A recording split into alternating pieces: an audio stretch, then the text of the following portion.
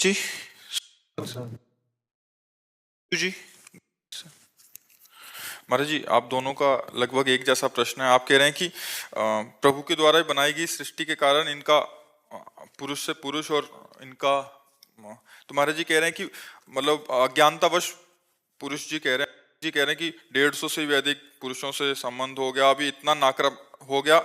मैं भूतकाल की सारी वैसे किसका वैसे कोई छुपाने या शर्माने का विषय नहीं है। जैसे हम डॉक्टर के सामने अपनी हर कमी रखते हैं, ऐसे हम संत सदगुरुदेव के सामने अपनी बात रख सकते हैं। तो हमें लगता है कि तुम्हारे ऊपर भगवान की विशेष कृपा है। क्या अगर आप पुरुष संयोग ना करें तो स्त्री से आपकी आसक्ति नहीं है तो आप एक भगवत प्राप्त महापुरुष बन सकते हैं। क्योंकि त्रिभुवन में जब जब जहां जहां जिसने साधना की तो उसको स्त्री से मुंह की खानी पड़ी। शास्त्रों में बहुत वर्णन है। और तुम्हारा स्वाभाविक आकर्षण नहीं है। क्यों? तुम्हारा स्त्री की तरफ स्वाभाविक आकर्षण नहीं, बस रोक लेना है। अच्छा, थोड़ा विवेक से सोचो, आपने ऐसा किया भी, क्या मिला आपको? मतलब परिणाम बिल्कुल खुल के अपने ऐसे बात करते हैं जैसे दोस्त बात करते हैं। केवल डर मिला और चिंता मिली और कोई सुख तो मिला नहीं। तो मुझे लगता है यदि आप थोड़ा भगवान नाम जप करें और इसे कंट्रोल करें, आप बहुत उत्तम मनुष्य बन सकते हैं। क्योंकि जो व्यभिचार प्राण जीव है वो ना अपना कल्याण कर सकता है ना दूसरों का कल्याण कर सकता है। और ये जो काम भोग सृष्टि में रखा गया है, एक सृष्टि क्रम को बढ़ाने के लिए रखा गया है। सृष्टि क्रम को बढ़ाने के लिए रखा गया है। तो स्त्री और पुरुष का जो संयोग विधान शास्त्रीय है वो संतानोत्पत्ति के लिए है, ना कि केवल मनोरंजन के लिए। शास्त्र सम्मत। तभी उसका जीवन ब्रह्मचर्य परायण स्वस्थ पर, और कभी साल 6 महीना में एक बार ऐसा, तो वो बहुत अच्छा जीवन। ये व्यभिचार प्रवृत्ति तो मतलब बहुत निकृष्ट आदत है और ये सबको नष्ट कर रही है। तो मुझे लगता है भाई, यदि आप थोड़ा विचारवान बन जाएं और अध्यात्म की शरण लेकर इसको शासन में लें तो आप बहुत अच्छे बन सकते हैं। क्योंकि धर्म पालन है तो संभोग होगा नहीं, संतानोत्पत्ति योग संबंध होगा नहीं है, केवल भोग विलासिता मनोरंजन। तो हमें आप खुद अनुभव करके देखो, क्या आप ऐसा जीवन नष्ट करना चाहोगे? तो मुझे लगता है नियम और संयम में आना चाहिए। अगर आप अभी अनुभव कर लें तो कर लेने, कुछ दिन बाद हमारी बात याद कर लेना, हाथ कुछ नहीं लगेगा। अच्छा, दूसरी बात, थोड़ा विचार करो, कहाँ क्या है सुख भाई? हम ऑपरेशन करके आपको बता रहे दिमाग के, हमारे दिमाग का क्या है भाई? कौन सा सुख है? दुर्गंध और मल भरा हुआ है, वहीं से तुम्हारी रति है। तो मुझे लगता है कि ये पूर्व संस्कारवश, ये आपकी कोई उपज नहीं है, ये आपकी कोई मनपसंद बात नहीं, आपके दिमाग में पूर्व प्रारब्धवशात ये संस्कार है। तो इस संस्कार को जीतने के लिए मनुष्य शरीर मिला है, इसी संस्कार में मिट जाने के लिए नहीं मिला है। अगर आप जीतते नहीं हैं तो मिटा देगा। कितना गंदा स्वरूप आपका होगा, चाहे वो बहन हो चाहे भाई हो, आप विचार करके देखो। उसके जीवन का मतलब क्या रहेगा? केवल मनोरंजन, धर्म से कोई मतलब नहीं इसमें। तो हमें लगता है अगर हम ब्रह्मचर्य धारण करें और भगवान की तरफ बढ़ते हुए समाज सेवा करें, अगर हमें संतान ही प्रिय है तो किसी की भी गोद नामा से हम संतान ले सकते हैं और अपने परिवार का वृद्धि कर सकते हैं।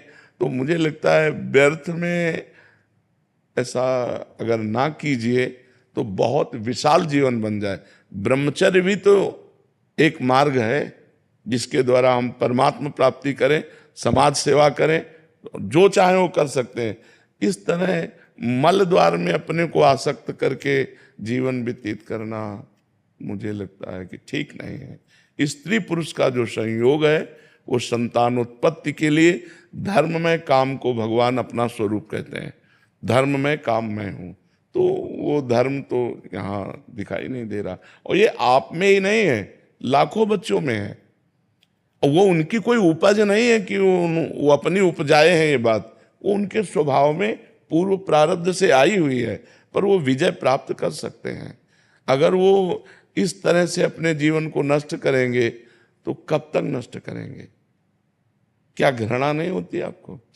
इससे जलन हो गया अंदर। हाँ, तो मुझे लगता है इसका सुधार किया जाए। एक बात और से वृंदावन में भी आके कई बारी मतलब ये 7-8 बारी देखो, अगर हमारी गंदी बात है तो हम कहीं भी जाएं, गंदी बात तो हमारी रहेगी। तो सत्संग में जैसे बोले थे कि ये उपजाऊ भूमि हाँ, बिल्कुल पाप। के अंदर से कि एक पाप आपको लाख बारी दंड देगा, तो आप तो आप ऐसा करना कि वृंदावन की परिक्रमा करना, नंगे पैर और मौन रहना, नाम जप करना राधा राधा, और फिर साष्टांग दंडवत करना जब परिक्रमा हो जाए, और गलती मानना वृंदावन से। बड़ा कृपालु वृंदावन है, वो क्षमा कर देगा। और धीरे से इसका सुधार कीजिए। सुधार करने से ही हमारी बात बनेगी, नहीं तो जीवन बर्बाद हो जाएगा। बच्चा इसे खराब करती है। इसीलिए वर्तमान में राधा नाम जप करो, अधिक भगवान नाम जप करो, बलिष्ठ बनो, इंद्रिय विजयी बनो, समाज सेवा करो, माता पिता की सेवा करो। संतान की आवश्यकता हो तो बहुत से लोग ऐसे हैं जो अनाथालय में संतान दे देते हैं। बहुत से ऐसी सुविधाएं हैं जिनके द्वारा हम अपनी वंश परंपरा चलाने के लिए दूसरों की संतान, या अपने रिश्ते नातेदारों में बहुत से संतानें होती हैं, हम किसी से गोदनामा लेकर अपनी संपत्ति का अधिकारी उसे बना सकते हैं। पढ़ाएं लिखाएं, उसकी सेवा करें। ये अभी और जी हैं यहाँ बैठे हैं, वो भी कह रहे हैं कि हमसे अब ये जलाते हैं जो पाप हो गए हैं, तो कह रहे हैं कि अभी इतना ऐसा लग रहा है कि सब त्याग कर भगवत शरण में आ जाएं और भगवत हम की शुद्धिकरण करें हमारे। हम किसका, हम त्याग की बात ये नहीं कहते कि बाबा जी बन जाओ। देखो, ये तो हमारे भाग्य में भेष था। भेष से भगवान की प्राप्ति नहीं होती, उद्देश्य से भगवान की प्राप्ति होती। आप गृहस्थ में रहिए, अच्छे पवित्र आचरण कीजिए, ब्रह्मचर्य का व्यवहार कीजिए। जैसा हमें जीवन मिला है, हम उस जीवन को सही मोड़ पे लाएं। ऐसा तो है कि हमारे गलत संस्कार हैं तो हम गलत संस्कारों की तरफ बढ़ते चले जाएं। अगर हमारे गलत संस्कार हैं, हम दोनों मित्र की तरह रहें, पवित्र रहें, अच्छे आचरण करें, दोनों मिलकर कमाएं और किसी गरीब की सेवा कर दें। बड़े बड़े ऐसे गरीब लोग हैं, बीमार लोग हैं, उनकी सेवा करें, नाम जप करें, तो हमारा जीवन सार्थक हो जाए। इस तरह के जीवन में कोई, आप खुद देख लो, क्या है ये जीवन? एक मतलब खिलवाड़ जीवन है।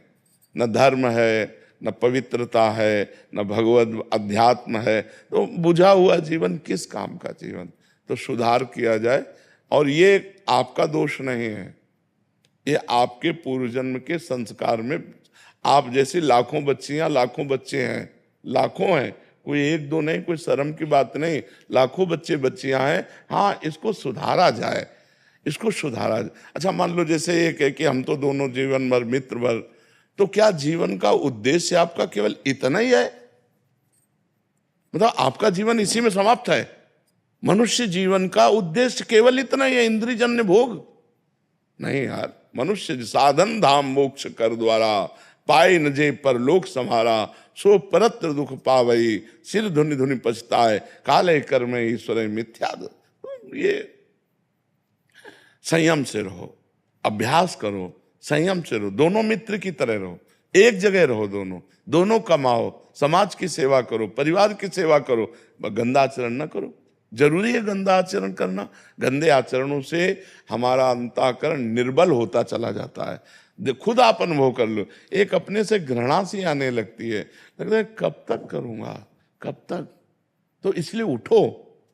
ये कोई आप में ही दोष नहीं है, चराचर जगत में दोष है। पशु पक्षी हर जीव काम से व्याकुल है। भगवान की शरण में आकर, भगवान का नाम जप कर, भगवान का चिंतन करके हम अध्यात्म बल से इसे रोक सकते हैं, दूसरा कोई उपाय नहीं। देखो, जेलें भरी हैं, अगर आप पूरी जेल को छानोगे तो आधे निकलेंगे व्यभिचार में, आधे केवल व्यभिचार प्रवृत्ति वाले मिलेंगे जो जेल में भरे हैं। ये मन है, ये गंदी आदतों में ले जाकर आपको ही नहीं, सबको अगर बचे हैं तो अध्यात्म की शरण में, भगवान की शरण में, सतमार्ग में, नहीं तो बचने का कोई चांस नहीं है। जैसे हम भोजन पाते हैं तो शौच का वेग आता है, पेशाब का वेग आता है, ऐसे काम का वेग आता है। उस काम के वेग को भजन के द्वारा, हे नाथ हे करुणा में, तो भगवान संभाले हैं तो संभला है, ने बालू का बांध है, 1 मिनट में टूट के कहाँ से कहाँ पहुंच जाए। तो आप लोग शर्माओ मत, कोई समाज से हे मत समझो, ये पूर्व का संस्कार ऐसा आया है, इस पर विजय प्राप्त करो।